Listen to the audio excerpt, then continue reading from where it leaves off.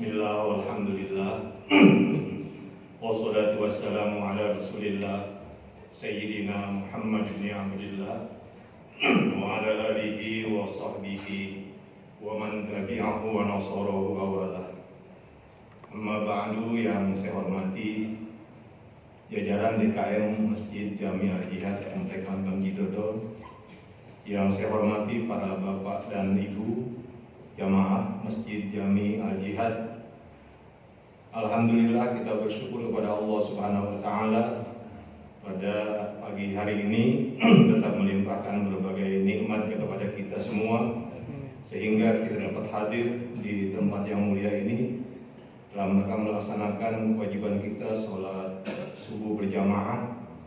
Dan pada hari ini merupakan pertemuan yang kedua dan yang terakhir di bulan suci Ramadan ini kaitan dengan kajian Ahad subuh. Mudah-mudahan apa yang kita laksanakan pada pagi hari ini merupakan bagian dari ibadah kepada Allah Subhanahu wa Ta'ala. Amin. Salawat dan salam semoga senantiasa tercurah kepada baginda Rasulullah Sallallahu Alaihi Wasallam. Para bapak dan ibu yang saya hormati, pada pagi hari ini ada hal yang mungkin perlu kita bahas kaitan dengan mengakhiri bulan suci Ramadan, ya, di mana tentunya pada tahun ini kita berharap apa yang kita lakukan dalam berbagai bentuk ibadah di bulan Ramadan ini, baik itu ibadah yang fardu maupun ibadah yang sunnah, semuanya menjadi jauh lebih baik daripada tahun-tahun sebelumnya. Baiklah, bahwa pada bulan suci Ramadan ini begitu banyak hal yang dapat kita lakukan, yang dapat kita manfaatkan dalam rangka untuk meneguhkan ketakwaan kita kepada Allah Subhanahu wa Ta'ala.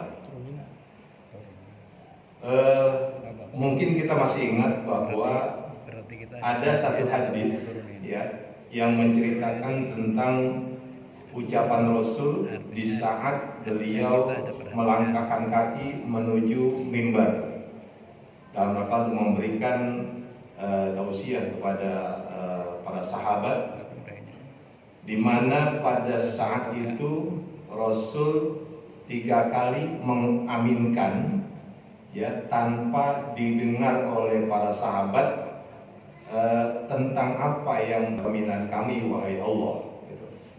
Maka kalimat ini kan, atau kata amin ini umum digunakan di agama samawi, ya, orang-orang Yahudi mereka sama menyebutnya amin, ya.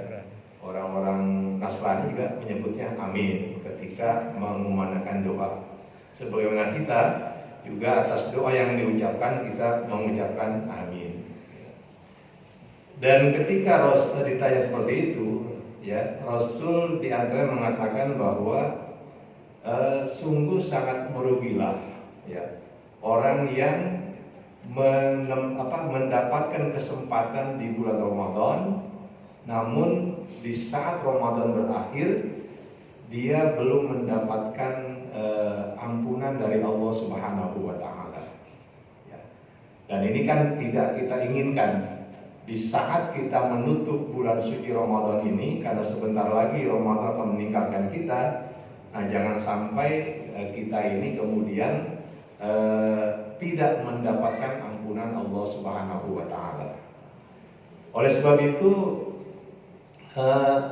kembali kita mengingat bahwa ketika Rasul mengatakan tentang beberapa hal yang terkait dengan keutamaan bulan Ramadan, ya, termasuk Lailatul Qadar di dalamnya, istri beliau yaitu Siti Aisyah, Sayyidah Aisyah radhiyallahu anha, itu bertanya kepada Rasul, apa yang aku harus baca di saat malam Lailatul Qadar?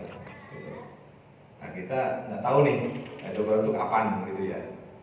Walaupun pada sebagian kitab, ya, itu, ya, hitung-hitungan dari orang-orang yang alim begitu, ada memang kalau kita mulai puasa di hari apa, maka Lailatul Qadar ada di malam keberapa, gitu kan ya. Nah kemarin hitung-hitung, ini kalau hitungan-hitungan gitu ya, itu kita mulai hari Selasa. Berarti kalau dalam beberapa kitab dikatakan Lailatul Qadar ada malam 25, berarti malam Jumat yang kemarin gitu ya, kalau hitungannya seperti itu ya gitu. Nah ditanya semacam itu, Rasul menjawab, di saat malam Lailatul Qadar ya, maka perbanyaklah untuk memohonkan permintaan pada Allah, yaitu Allahumma innaka afuwun karim tuhibbul afwa fa'fu anni ya. Jadi sebanyak-banyaknya, maka ada tradisi dalam masyarakat kita, setiap kali selesai melaksanakan tarawih dan witir itu membaca doa semacam itu. Karena memang Lailatul Qadar itu malam yang tersembunyi, yang tidak diketahui ada di malam yang keberapa, sehingga menjaring ya untuk mendapatkan Lailatul Qadar, ya kita tiap malam baca itu ya. Nah, walaupun ada bedanya nih, saya kemarin ke daerah Jakarta Selatan tuh, daerah Duren 3. Itu ternyata mereka baca doa itu setelah tarawih. Tarawih selesai, baca doa itu, baru witir. Kalau di sini selesai dulu semuanya, ya tarawih selesai, witir selesai, baru baca doa itu. Ya, namun apapun ditempatkan dimanapun, itu memang doa yang diwariskan oleh Rasul bagi orang yang melakukan aktivitas malam hari di bulan suci Ramadan ya. Nah jadi yang kita harapkan adalah afuun ya. Afuun itu jauh lebih tinggi daripada ghafur ya. Itu kalau kita susah memaknainya dalam bahasa atau zauqul lughah, itu antara afuun dan ghafur ya sama aja. Ya, afuun memaafkan, ya, ghafurun juga mengampuni. Tapi sesungguhnya itu berbeda gitu ya. Lebih tinggi afuun ketimbang ghafur. Ya. Maka kita itu mengucapkannya Allahumma innaka afuun, bukan Allahumma innaka ghafurun. Tuhibbul afwa fa'fu anni. Nah ini kan menjadi wasilah untuk kita ya, untuk mendapatkan afuun dari Allah ya, maaf dari Allah yang cakupannya begitu luas, sehingga wajar kalau dalam perintah untuk soal puasa itu Allah ya menutupnya dengan la'allakum tattaqun. Sebab hamba yang ma'afun ya, seorang hamba yang dimaafkan oleh Allah, maka otomatis dia itu akan menjadi hambanya yang bertakwa kepada Allah Subhanahu wa taala. Nah, ini mudah-mudahan kita tidak termasuk yang Rasul aminkan ketika malaikat mengatakan seperti itu ya. Berugilah bagi orang yang mengalami puasa bulan Ramadan tapi tidak mendapatkan ampunan dari Allah Subhanahu wa taala. Nah ini untuk mencari tolok ukur, ya, mencari parameter atas keberhasilan puasa kita. Nah sebetulnya ini kan bukanlah hanya terlihat pada saat kita berpuasa Ramadan, namun itu akan terlihat di sepanjang saat setelah Ramadan. Ya. Jadi kalau bahasanya Profesor Dr. Wahbah Az-Zuhaili dalam kitabnya, di antara beberapa hikmah atau faedah puasa Ramadan, ya, beliau katakan bahkan secara umum ya, puasa secara umum beliau katakan apa? As-shaumu madrasatun khuluqiyyatun kubra yatadarrabu bihal mu'minu ya bi khisalin katsira. Jadi puasa itu merupakan madrasatun khuluqiyyatun kubra, sebuah lembaga pendidikan akhlak yang agung. Jadi kalau kita cermati, ya, selama kita berada di bulan Ramadan, sesungguhnya seperti kita sedang memasuki diklat, ya, pendidikan dan pelatihan. Karena memang dari puasa Ramadan kita ini banyak melatih diri kita. Maka kata Wahbah, ya tadarrubu bihal mu'minu, seorang mukmin melatih dirinya. Kalau yang melatih itu kan belum pada praktik, ya. Jadi ibarat umpamanya orang mengikuti persiapan satu pertandingan, itu kan ada tadarrub, ada pelatihan-pelatihan yang harus diikuti. Nanti praktiknya ya setelah itu, ketika dia bertanding, nah itu praktiknya, ya. Jadi ketika kita berpuasa ini, kata Wahbah, itu merupakan satu usaha kita untuk memperbaiki kekurangan-kekurangan yang ada pada kita. Akhlak pada siapa saja, al-akhlaku, ya, akhlak kepada Allah dan akhlak kepada makhluk. Sehingga nanti ketika kita selesai Ramadan ini, ya, banyak orang mengungkapkan dalam bahasa simbolik, ya, itu seperti metamorfosa ulat menjadi kupu-kupu, gitu kan ya. Bukannya puasanya ular yang kemudian hasil akhirnya ular-ular juga, gitu ya. Itu kan gitu. Kalau kita amati, ada nggak ular puasa? Ada.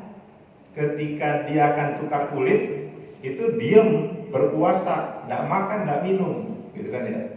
Nanti setelah selesai, selongsong kulitnya sudah lepas, ya dia kembali jadi ular.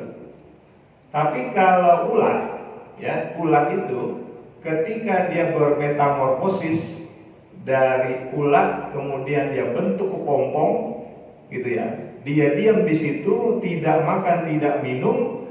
Ketika sudah selesai puasanya, maka keluarlah lemah yang baru, yang berbeda sama sekali. Yang awalnya tidak bisa terbang, tidak punya sayap, kemudian dia bisa terbang, punya sayap yang indah.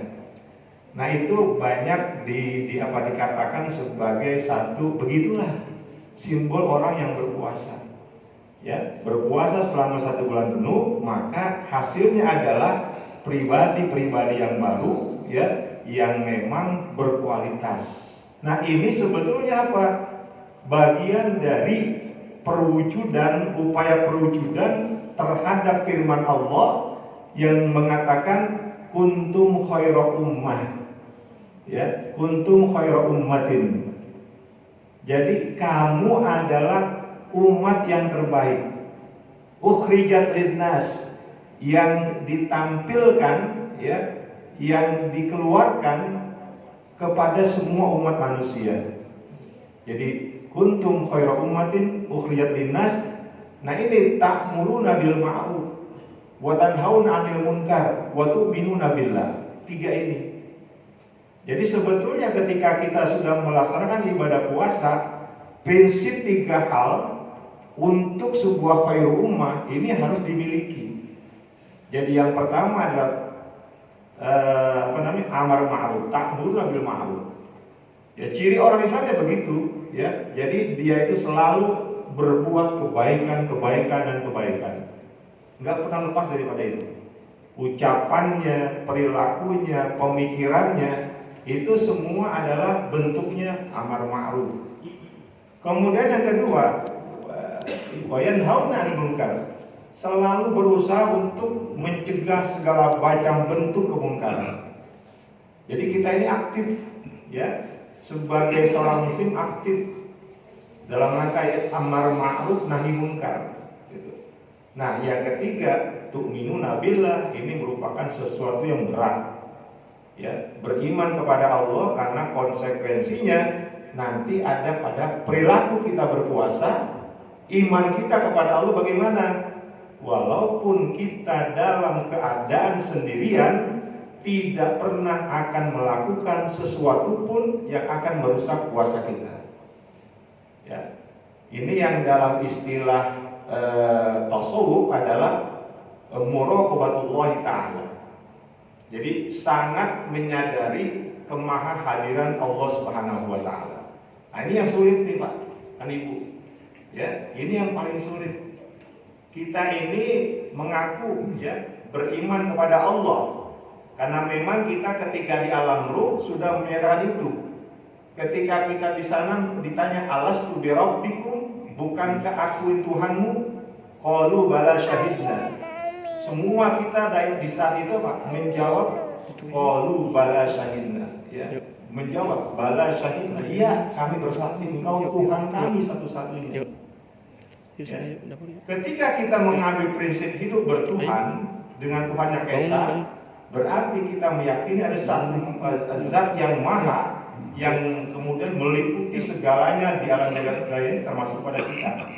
Ya, makanya ketika kita memang beriman pada Allah, ya itu bukan sekedar mengucapkan saja, gitu kan ya.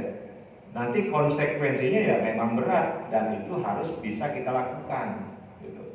Nah, diantaranya kita dilatih melalui kesadaran tentang kemahahadiran Allah Subhanahu Wa Taala di dalam kehidupan kita. Ya, nah, kenapa kita ini kok kadang-kadang ada orang yang apa namanya, yang dia mengambil harta yang bukan miliknya, gitu kan ya. Ini kan kalau lagi zakat kadang-kadang begini nih, ya. Ini kalau saya fenomena problema zakat itu dari tempat ke tempat itu sama aja, ya, sama aja tuh. Contoh kecil aja nih, ya. Dalam masa zakat saya punya majlis di sana di sini, ketika masuk masalah zakat, ya begitu kondisinya. Jadi kan mustahik ya orang yang berhak mendapatkan harta zakat, baik itu zakat fitri maupun zakat mal, itu uniknya di masyarakat kita semua menjadi orang yang masuk asnaf. Ya. Padahal Al-Quran dan At-Taubat membatasi cuma 8 asnaf, gitu kan? 8 golongan yang berhak mendapatkan harta zakat, terutama fuqara masakin. Bahkan kalau zakat fitri itu Imam Hanafi hanya untuk fuqara masakin, yang lain nggak dapat, ya. Kenapa? Karena itu memang kalau kata beliau ini spesial agar orang miskin bisa makan. Gitu. Nah, itu banyak orang yang sebetulnya dia bukannya fuqara masakin, tapi menyatakan dirinya fuqara masakin. Ya, saya nggak mampu nih. Saya ketika Pak RT datang mendata, gitu ya, atau petugas masjid datang mendata siapa yang mustahik nih, gitu kan. Ada yang kata Pak RT, ini orang ini mah orang yang mampu, karena batasan fakir miskin jelas dalam fikih, gitu kan ya. Kalau miskin itu kan dia penghasilannya hanya 50%, ya, 50% dari kebutuhannya, bukan pokok ya, dalam pokok. Jadi kalau dia satu hari main hadiah lah, dia butuh 100.000 untuk keluarganya, dia cuma dapat satu hitungan 50.000, masakin, gitu kan ya. Gitu. Tapi kalau fuqara yang pendapatannya itu di bawah 50%, itu kan semua orang mesti ngukur, gitu ya. Nah, dia nggak ngukur itu, padahal kalau dia bilang dia bukan fuqara masakin, tapi dia tetap minta apa? Mana hak saya atas zakat? Nah, ini kan apa namanya? Mengambil sesuatu yang bukan miliknya, gitu ya. Gitu. Dan kita seperti apa? Sepertinya nggak takut dan nggak malu pada Allah, gitu ya, dengan merendahkan diri kita macam itu demi untuk mendapatkan sesuatu yang memang bukan hak kita. Gitu. Itu contoh kecil aja. Nanti banyak ya kita orang yang korupsi, itu kan nggak menyadari keberadaan Tuhan. Ya, beriman tapi tidak mengamalkan tentang keberadaan Allah Subhanahu Wa Taala. Para bapak dan ibu yang saya hormati, puasa ini memang sesuatu yang istimewa, gitu ya. Dr. Mustafa Al-Bubo, beliau bilang begini dalam kitabnya Al-Fiqhul Manhaji, beliau katakan wala syakka anna shauma min afdhalil ibadat. Tidak ada lagi keraguan bahwa puasa itu merupakan ibadah yang paling utama. Ya. Ini apakah yang lain tidak? Ya, yang lain ibadah itu perlu, sholat perlu, ya, semuanya perlu. Tapi kata beliau, ya, nggak ada keraguan bahwa puasa itu merupakan ibadah yang paling utama. Saya coba memahami kata-kata beliau ini karena pendek begitu, ya. Kalau kita perhatikan bahwa puasa itu merupakan satu ibadah yang sangat rahasia. Ya. Ketika kita sholat, kita ini bisa jadi sangat mungkin dilihat orang. Kita datang ke masjid Al-Jihad untuk sholat, bisa jadi orang tahu itu kita mau sholat, gitu ya. Bagi Jumatan, bagi tahu semua. Gitu. Kemudian bagaimana dengan zakat?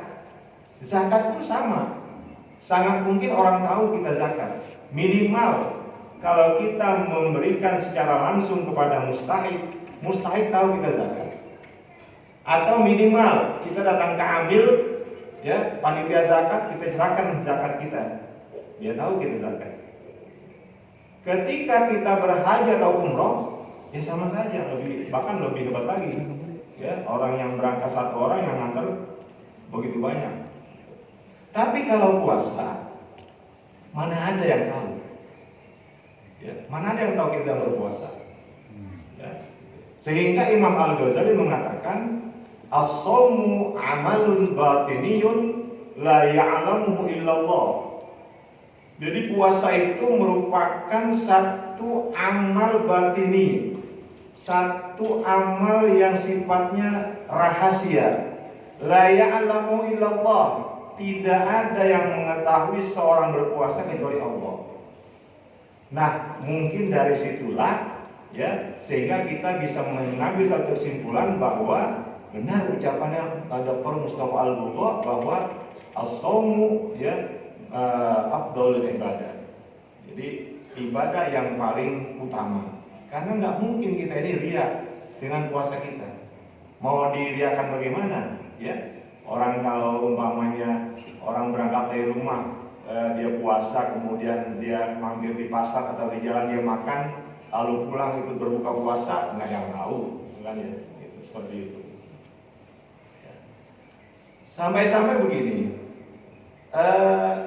ada sabda Rasul, ini sahih, riwayat Imam Bukhari Muslim. Rasul mengatakan, man shoma yauman fi sabilillahi ba'ada Allah ta'ala wajhahu min anin nari sab'ina kharifan. Barang siapa yang berpuasa satu hari saja, ya, satu hari saja, fi sabilillah, dalam rangka ikhlas pada Allah, semata-mata karena Allah, bukan karena yang lain. Ba'ada Allah ta'ala wajhahu min anin nari sab'ina kharifan. Maka Allah akan menjauhkan orang tersebut dari api neraka sejauh 70 tahun. 70 tahun perjalanan, ya. Nah, makanya ketika kita sudah selesai puasa Ramadan, segerakan untuk meniatkan puasa-puasa sunnah. Menekatkan diri untuk bisa melakukan puasa-puasa sunnah. Kenapa? Keutamaannya besar benar. Satu hari saja puasa itu dapat menjauhkan orang yang berpuasa tersebut, ya, sejauh perjalanan 70 tahun. Jalan kaki, bukan naik pesawat, ya. Itu kalau kita jalan kaki 70 tahun sampai kemana? Itu kan ya. Sebegitulah jarak jauhnya orang yang berpuasa, ya. Ketika dia berpuasanya benar, gitu ya, tidak hanya memuasakan perut dan kemaluannya, tapi memuasakan semua anggota tubuhnya. Nah, itu kan luar biasa. Kalau Ramadan kita puasa 29 atau 30 hari, kalikan aja 29 kali 70, ya, berapa ratus tahun yang akan membuat jarak kita dengan neraka, gitu, ya. Makanya kita disiapkan oleh Rasul. Ketika seorang Arab Badui datang pada Rasul, apakah cuma Ramadan doang yang wajib? Kan orang Badui gitu tuh modelnya. Kalau udah mulai senang ibadah ya kayak begitu, fanatik. Apa Ramadan doang nih? Kata Nabi, ada ibadah-ibadah puasa sunnah yang bisa kamu lakukan.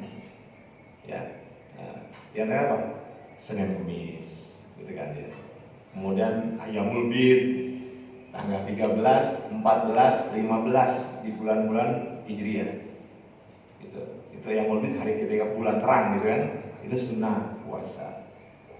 Puasa Daud, 1 hari puasa tak hari buka, 1 puasa berbuka. Yang kata Nabi ini adalah puasa yang paling utama setelah Ramadan. Jadi puasa sunnah yang paling utama setelah puasa Ramadan, puasanya Nabi Daud. Ya. Ada lagi puasa hari Tarwiyah, tanggal 8 Zulhijjah. Ya, kemudian hari Arafah 9 Zulhijjah. Itu sunnah. Ada lagi puasa Tasu'a 9 Muharram. Ada puasa Asyura 10 Muharram. Jadi itu puasa-puasa yang memang ya diberikan oleh Nabi ya dalam bentuk ibadah sunnah kepada umatnya.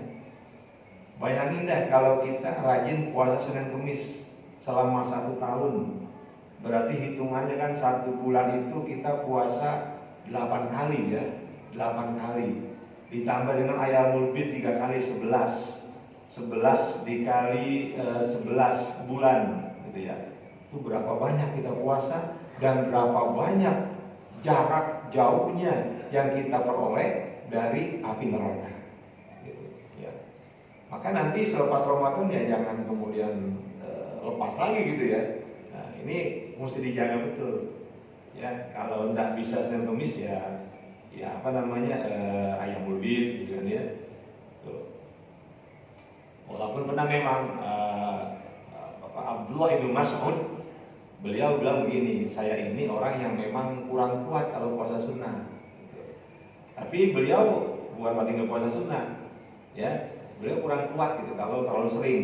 Tapi kata beliau, aku ini wiridannya adalah baca Quran.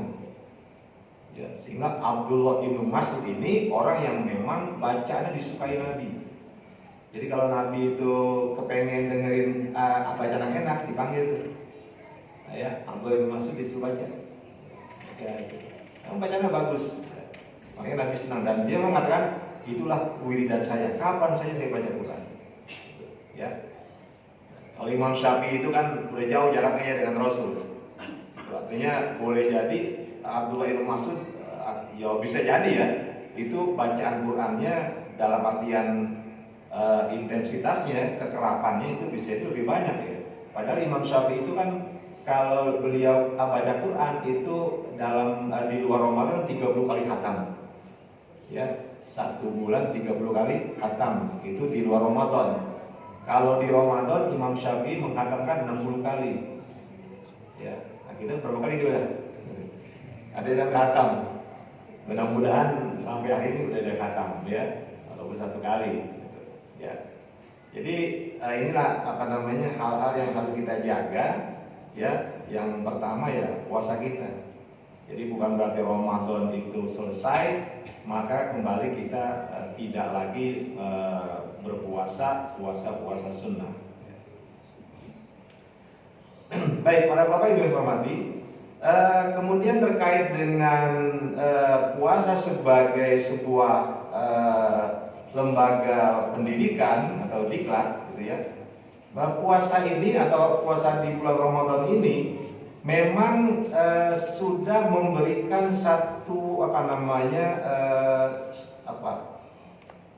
pendorong atau stimulan bagi kita untuk bisa beribadah yang banyak.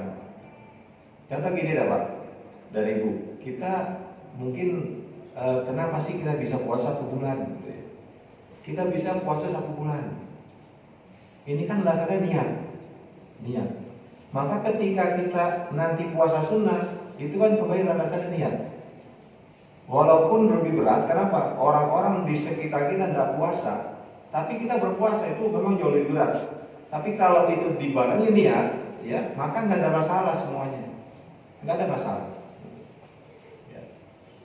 Nah begitupun kok bisa kita tiap malam sholat sunnah sebegitu banyaknya. Ada yang mengambil tarawih 20 rakaat, gitu kan ya. Ada yang mengambil 8 rakaat. Ada kalau ikut Imam Malik 36 rakaat, gitu kan. Ada lagi ada satu kelompok Syi'i itu dia 1 bulan 1000 rakaat. Jadi mau semalaman berapa, yang penting hitungannya sampai akhir Ramadan 1000 rakaat. Gitu. Nah, itu memang sholat tarawih, sholat yang apa namanya ya, yang memang untuk urusan jumlah rakaatnya tidak ada yang definitif ya. Gitu. Karena memang ini sholat yang Nabi hanya lakukan di masjid itu selama 6 hari awal Ramadan. Ada yang mengatakan itu bukan awal Ramadan, di akhir-akhir gitu, ya, gitu. Nggak jamaah, gitu ya, nggak jamaah. Kemudian Nabi berhenti, Nabi nggak lagi datang tuh. Kemudian sahabat Abu Bakar As-Siddiq nggak sama sekali, nggak ada kegiatan sholat itu. Gitu. Nah, kemudian di eranya Sayyidina Umar baru, ya, beliau lihat orang pada sholat masing-masing gitu kan. Maka kata Sayyidina Umar, ayo kita jamaah saja. Ya. Sambil dikatakan apa? Ni'matil bid'atu hadhihi. Bid'ah yang paling bagus ya ini. Gitu. Jadi itu ucapan Sayyidina Umar. Ya, gitu. Karena Nabi nggak pernah melakukan kan? Nabi nggak pernah melakukan. Sayyidina Umar yang mulai sholat tarawih, ya, malam Ramadan 20 rakaat gitu. Beliau yang mulai. Ya. Kemudian Imam Malik era berikutnya mengatakan apa? Loh, orang di Mekah enak bener, setiap dua salam tawaf, dua salam tawaf, gitu kan ya, sampai selesai itu 20 rakaat. Kalau kita apa? Ya penduduk Madinah rugi kalau gitu. Udah jangan 20, 36 aja, 36 rakaat aja, ya, 30 rakaat itu zamannya Imam Malik. Gitu. Ya. Nah, kok bisa gitu kita kok?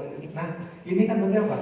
Di bulan selain Ramadan ini kan kita mesti bertahan dengan qiyamul lail. Gitu. Kok bisa kita witir tiap malam? Nanti bulan Ramadan berarti kita harus menjaga itu, ya, menjaga itu. Sebab ini memang harus dijaga benar, dan itu sekali lagi kembali kepada niat kita. Ya, jadi yang paling sulit bagi kita adalah melawan bentuk kemalasan. Ya, karena yang bikin kita malas mikir ya itu karena kita nggak boleh malas aja.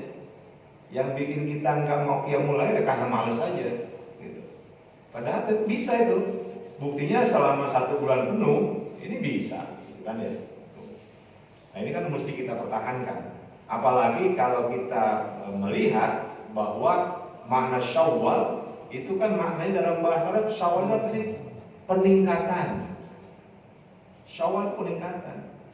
Jadi kalau Ramadan kita sudah sampai sekian derajatnya, maka mulai Syawal itu ya peningkatan.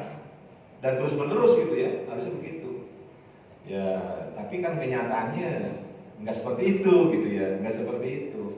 Kenyataannya ketika Ramadan selesailah semuanya. Maka ada yang mengkhawatirkan ini kita jangan sampai jadi hambanya Ramadan. Karena ada ungkapan begitu tuh, yang sempat viral tuh beberapa tahun kemarin, itu bisa jadi kita menjadi hambanya Ramadan, bukan hambanya Allah. Karena kita itu intensif ya, qobliyah, ba'diyah, sholat duha, qiyamul lail, itu Ramadan luar biasa, tadarus luar biasa. Tapi setelah itu surut, ya. Jangan-jangan itu yang dikhawatirkan, mudah-mudahan tidak, gitu ya, seperti itu. Bapak Ibu yang saya hormati,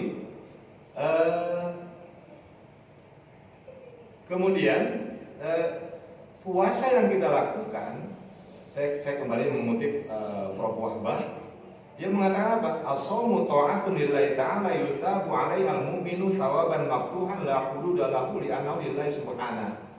Puasa itu merupakan bentuk ketaatan kepada Allah secara total, yang dimana seorang mukmin atas ketaatan berpuasa itu dia mendapatkan pahala yang terbuka. Jadi tsawaban maftuhan, pahala yang terbuka. Maksudnya apa? La hududa lahu, nggak ada batasnya. Ini saya ulang lagi ini karena bukan cuma Ramadan, semua puasa. Jadi bukan cuma Ramadan, tapi semua puasa walaupun sunnah, dia itu pahalanya berbeda, ya, pahalanya berbeda. Jadi dalam sabda Rasul beliau katakan, kullu amal ibni Adam yudha'afu. Setiap amal manusia pahalanya dilipat gandakan. Al hasanatu bi asyri amsalha ila sab'i mi'ati dhifin.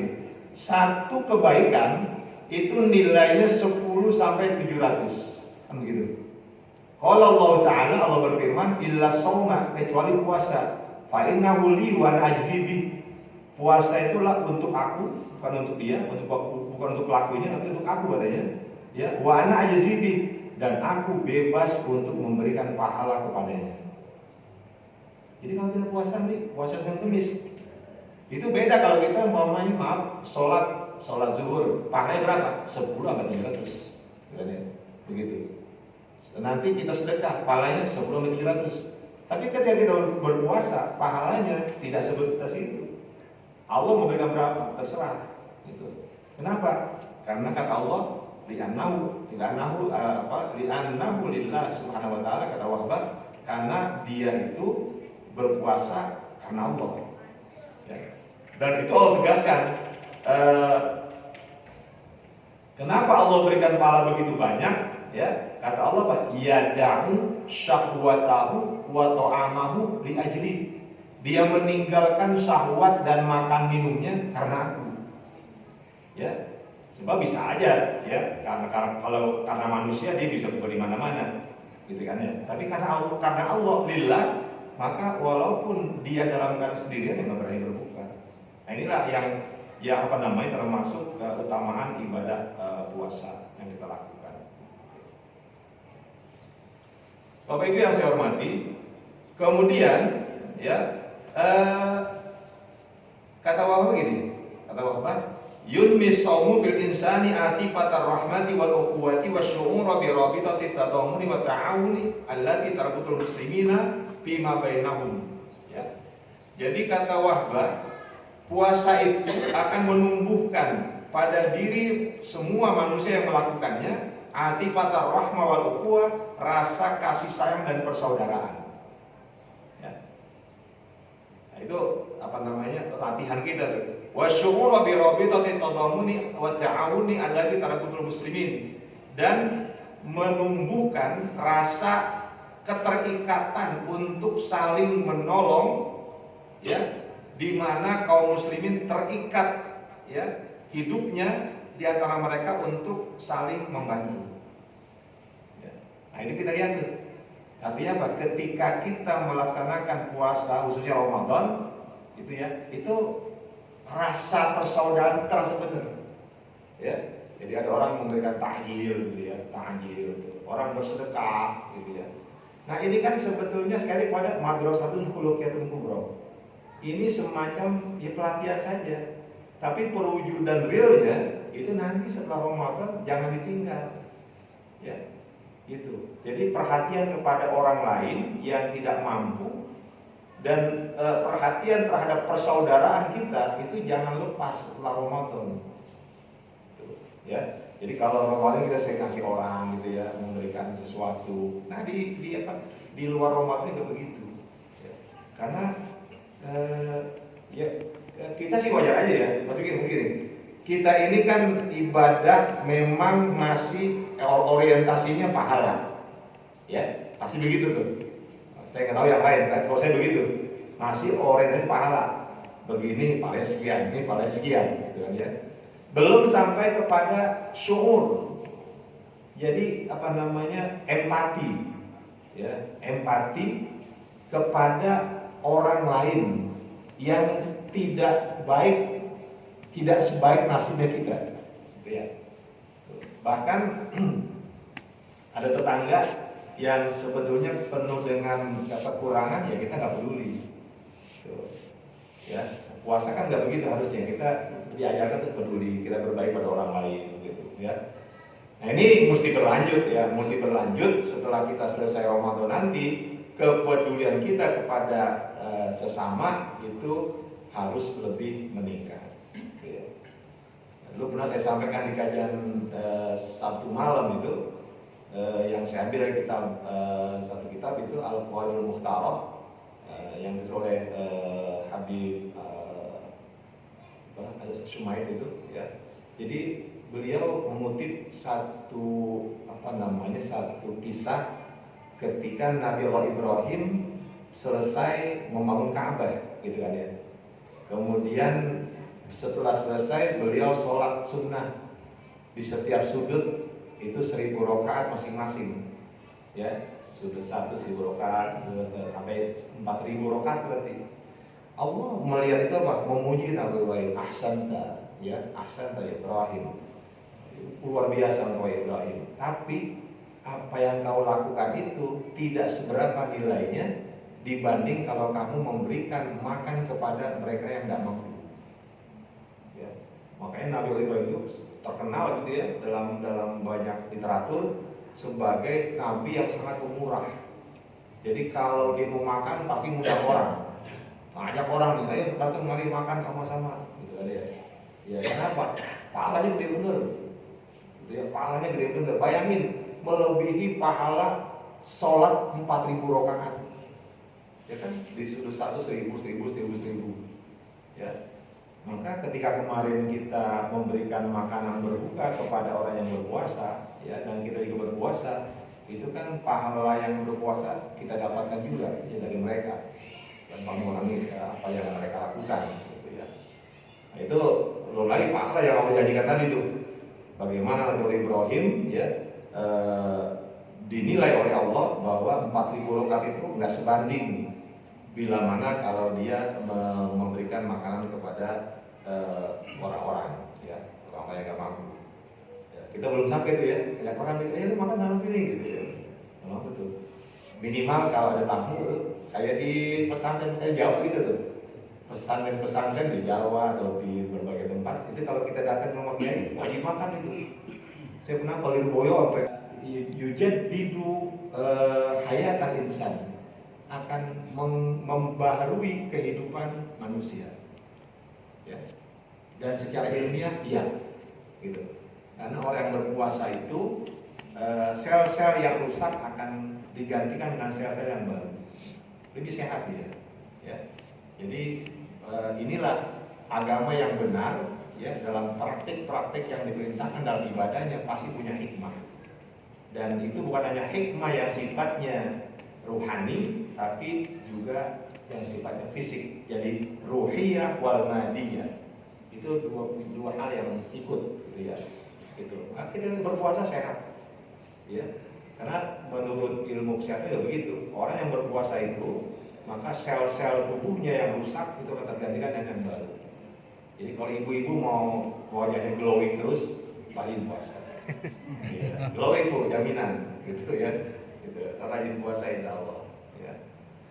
Saya kira ini ya yang dapat saya sampaikan pada pertemuan kedua ini. Mohon maaf ya. Tadi saya ingat ya, baik ibadah mahdoh, ibadah yang langsung berkaitan dengan Allah Subhanahu wa taala kita lakukan selama Ramadan.